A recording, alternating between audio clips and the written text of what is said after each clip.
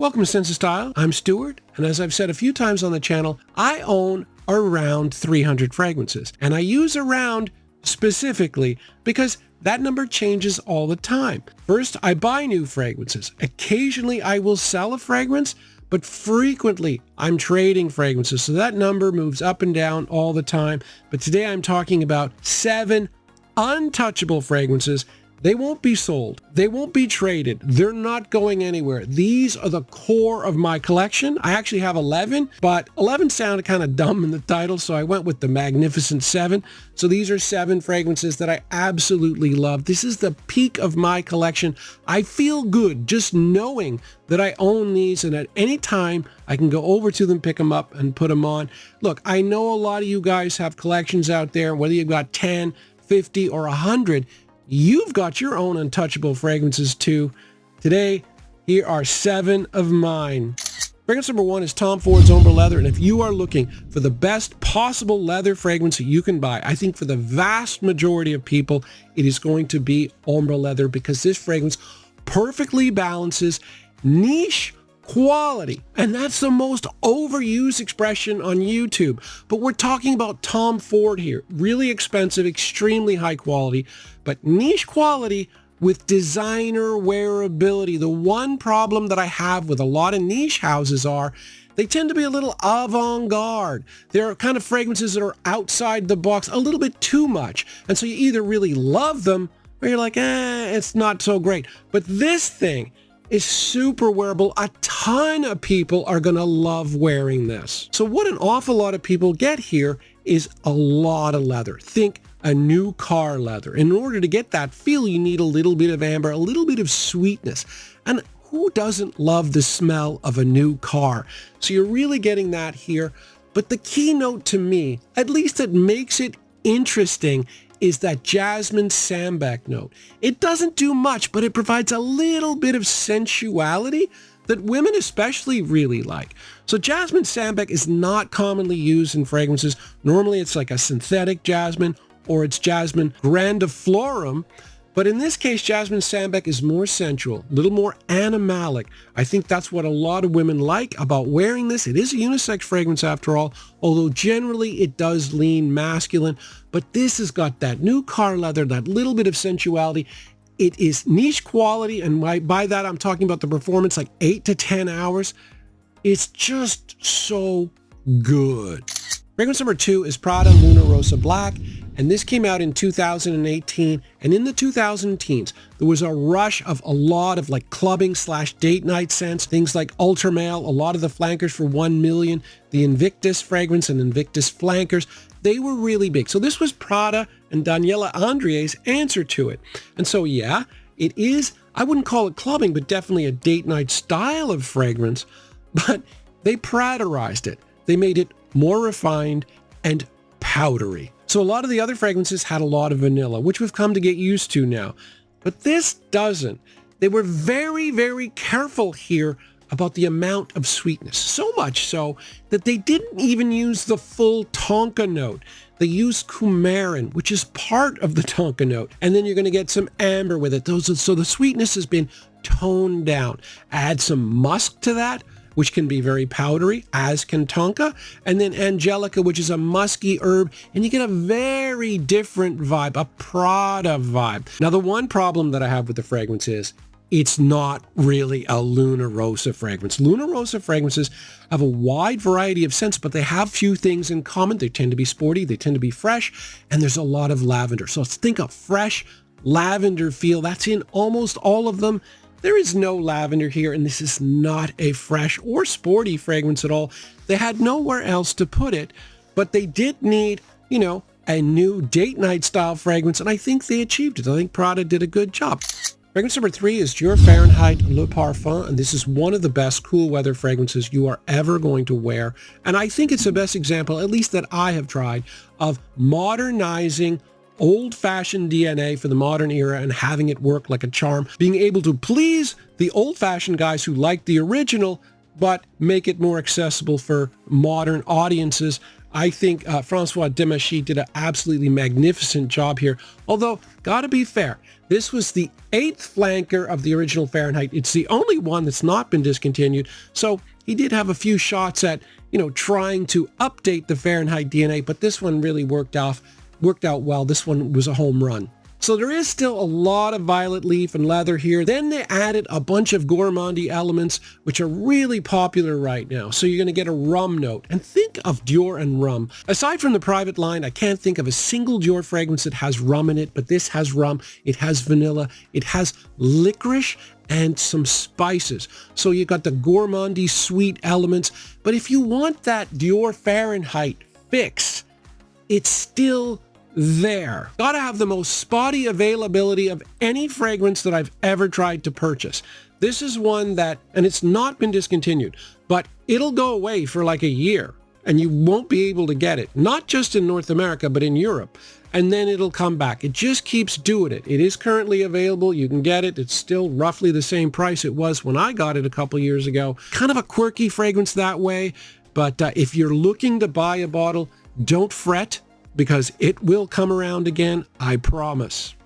Fragrance number 4 is a Xerjoff fragrance. Now, don't just click away. Xerjoff fragrances, yes, they can be very expensive if they are the more popular Xerjoff ones, things like Neo and Naxos. You're going to pay $300 retail, $200 at the discounters for them. But there are a lot of a little bit under the radar Xerjoff fragrances that are extremely high quality, extremely pleasant, that don't cost anywhere near that. This is a 50 mil. I paid $90 for this. And that's a really good buy because it's an excellent fragrance.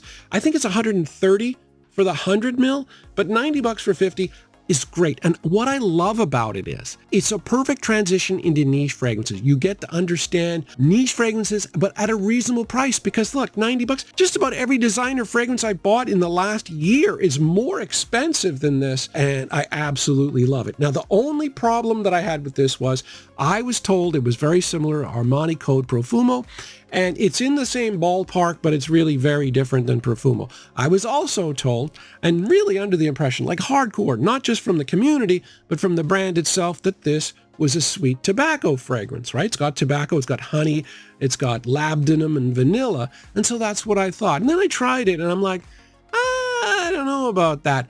This is more of a fruity floral with tobacco facets. The tobacco moves it more in a masculine direction. If you have a straight fruity floral, you're looking at a female fragrance, but there's enough tobacco here to move it in a masculine direction. Definitely, it's unisex, leaning masculine, but to think of it as a tobacco fragrance, you're going to be disappointed. You're going to think of it as a weak fragrance. But if you love florals like I do, florals are very sophisticated. They're very classy. They have good projection, but it's more 2 or 3 feet than 6 feet. If you like that, you're going to love this. Fragrance number 4 is Dior Homme Parfum. This is the 2020 version, very similar to the 2014 version. Unfortunately, this fragrance has been discontinued. They added the new Dior Homme Parfum 25 this year, and they discontinued this at the same time. And I think that's a bad omen for Dior. Why? Because I waited 2 years on a waiting list before I could get this. In North America, it's very difficult to get, but it's also difficult to get in parts of Europe. So this was a fragrance that was almost exclusively loved by hardcore fragrance enthusiasts. And I put a lot of time and effort and money, this was not cheap, into buying this. And now it appears like Dior has turned their backs on the hardcore fragrance enthusiast. I'm not a fan of that. So this is ballpark similar to Dior Homme Intense, but it is much more masculine because you've got a buttery leather note. You've got the iris, you've got the ambrette, you've got a lot of woods here as well, including a little bit of oud, but the leather note is what differentiates it. It definitely makes it more masculine, and this is as strong as Dior Homme Intense is. This is even stronger. This is like a 12-hour beast, and this is beast mode projection. This is not like sophisticated projection. This is people on the other side of the room being able to smell you projection. I mean, it is strong. And honest to God, like I have a signature scent, but this is my favorite fragrance that I've ever put on my skin. And so, yeah, if Dior want to bring in Dior Homme Parfum 25, fine. I got no problem with it. That's them chasing the bucks. That's them chasing Gen Z, young guys getting into fragrances, that same woody ambery feel. But why discontinue this?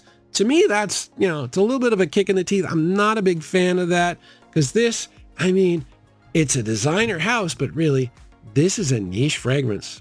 Fragrance number 6, admittedly, is going to look like a weird choice.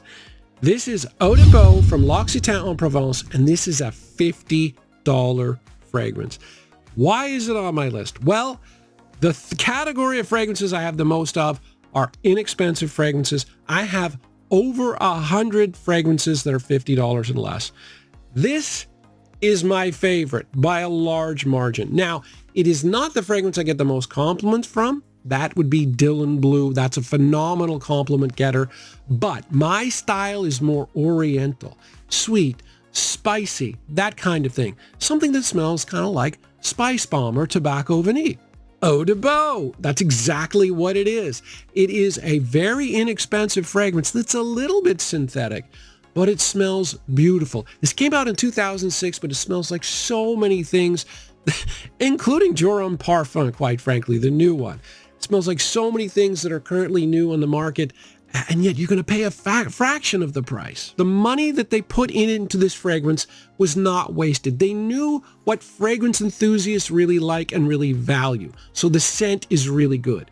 The packaging, very basic. I mean, this is a very basic cap. They didn't waste money on it though, because what this has is a really good pressurized atomizer, right? And the bottle and the packaging, not a big deal. But where it matters, they came through. And look, when I've got over 100 fragrances that are in the same category, and this is far and away my favorite, yeah, this one's untouchable. Absolutely. Fragrance number 7 was a complete and total fluke. It is Lorenzo Villoresi's Musk, and the only reason I got it was because it's very difficult to find celebrity signature scents that are valid. But in the case of Brad Pitt, this was clearly his signature scent based on everything that I'd read in the fragrance community, and so I was really nosy. I was really curious. I expected to like it. I did not expect to love it. I absolutely adore it. This is like a rose and musk fragrance. I mean, it is called Lorenzo Villoresi's Musk. There's some sandalwood in this as well. There's a little bit of like old-fashioned vanilla. This is from 1995, so it's not going to be like the vanilla you get these days, a little bit of sweetness. Very solid performance. Projection's nice, 6 hours longevity. I absolutely love it. I consider this my signature scent. Is it my absolute favorite? Well, no, that's probably Homme Parfum, but that's super expensive. It's been discontinued, so I have to be careful with that one. That one's more for special occasions.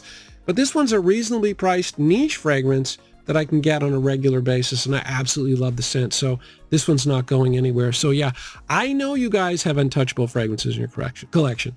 And if you want to talk about them in the comments, please do. I'd be curious. And I answer a lot of comments. Also, one last thing. I would like to wish my friend Bud a happy birthday. Bud, you're a good dude, man. Have a good birthday, 44th for him. Thanks for watching, guys. Take care.